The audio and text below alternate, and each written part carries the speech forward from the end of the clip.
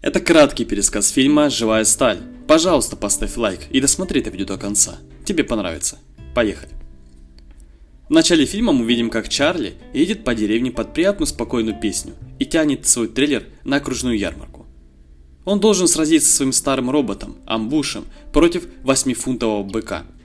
Однако их главарь Ринга подстраивает этот бой и использует 2000-фунтового бойцовского быка вместо оговоренной пары. Однако Чарли и Амбуш держатся вместе, пока Чарли не отвлекается на девушку на трибунах. Бык пользуется этим случаем и бьет бота сзади, отрубая ему ногу.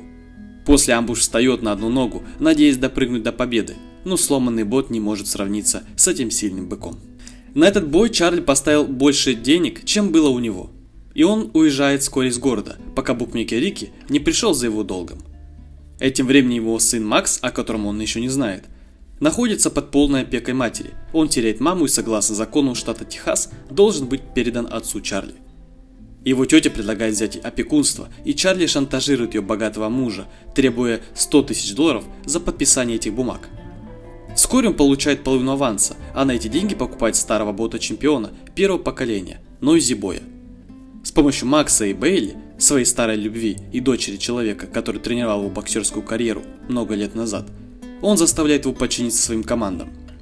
Однако из-за своего энтузиазма и возбуждения он не находит времени, чтобы как следует изучить робота и потренироваться, а также подготовиться к бою с новым ботом и сразу же берет его на бой.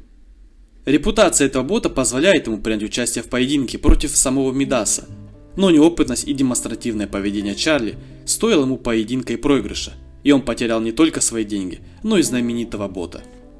После всех этих событий, как его последний бот превращается в хлам, Чарли берет Макса с собой на свалку, чтобы найти запчасти и попытаться починить одного из своих старых ботов.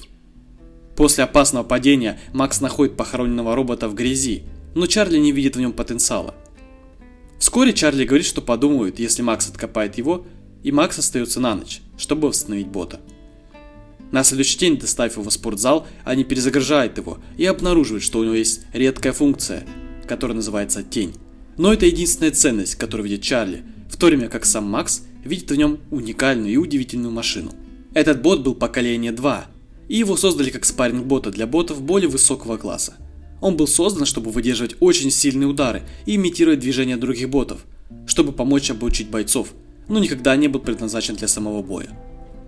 Вскоре после того, как Максу не удалось получить кредит у старого друга, он убеждает Чарли дать роботу всего один шанс сразиться.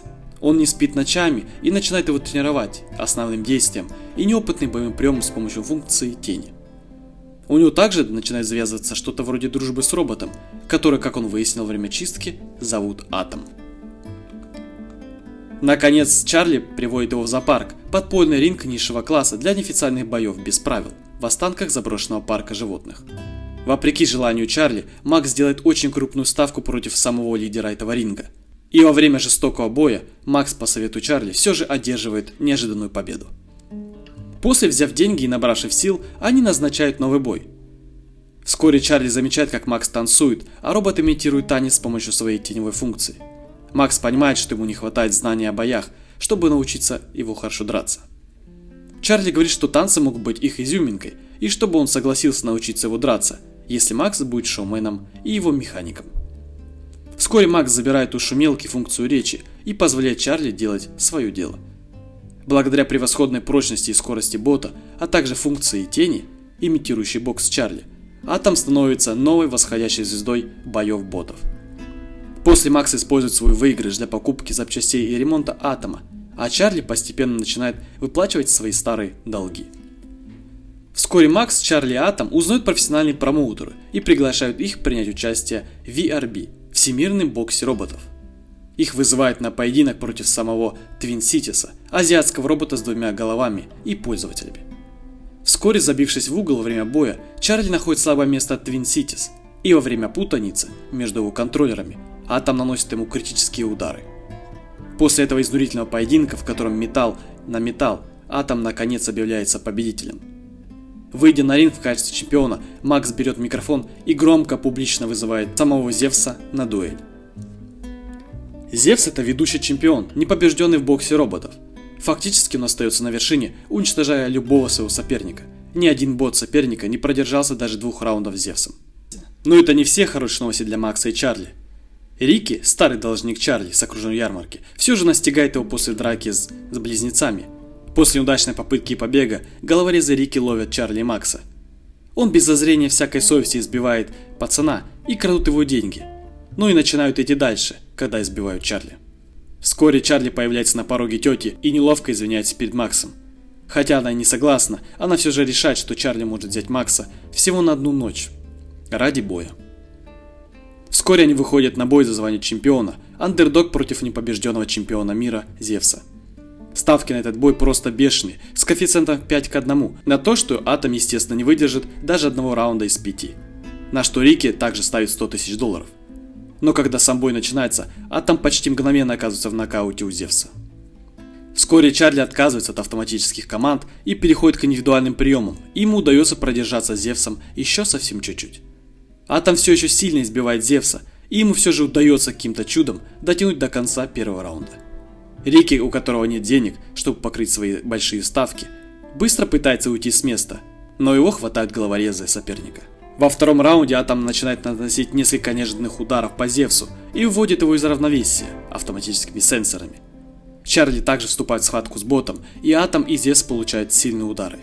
Все же Атом продержался против Зевса намного дольше, чем любой другой бот до этого, что выясняется не только его превосходной прочностью, заложенной в него как спарринг бота, но и нестандартными приемами, которыми его научил боец Чарли. Ближе к концу 4-го раунда Атом оказывается зажат в углу, и его программа распознавания голоса совсем ломается. После, имея преимущество, Зевс готовится покончить с ним и не успевает нанести последний удар из-за гонга. Вскоре Макс убеждает Чарли сражаться с помощью функции тени, и даже несмотря на серьезные повреждения, повышенная скорость и невероятная способность быть тенью реального человека в реальном времени дают Атому новое преимущество.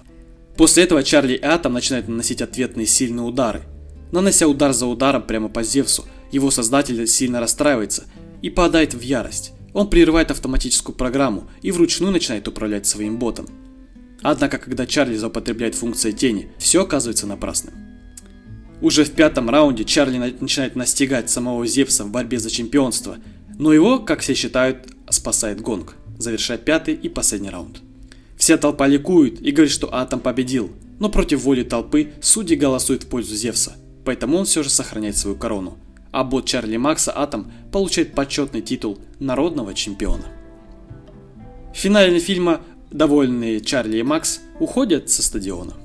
И на этом все, друзья. Поставьте, пожалуйста, лайк, подпишитесь на мой канал и напишите ваши мысли в комментарии. Также посмотрите эти видео, и я желаю вам хорошего дня.